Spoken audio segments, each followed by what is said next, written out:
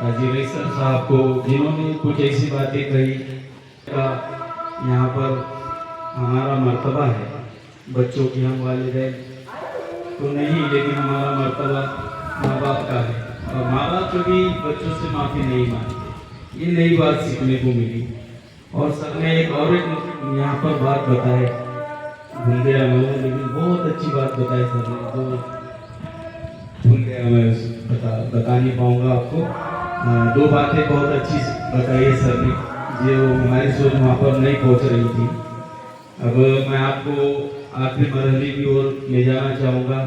इससे पहले ये बच्चे जो यहाँ से अलविदा हो रहे हैं, वो अलविदा तकरीब में जो अलविदाई गीत है पूरा करने के लिए अभिशा अंजुम शेख इस्माइल चौधरी को आवाज दे रहा हूँ इन 4 मिसरों से कि दोस्त तो रुखसत हो जाते हैं, दोस्त तो रुखसत हो जाते हैं, हर दोस्ती के पल हमेशा याद आते हैं, भूल जाना तो इंसान की फितरत है दोस्तों, पर दोस्त यादों में हमेशा याद रहते हैं।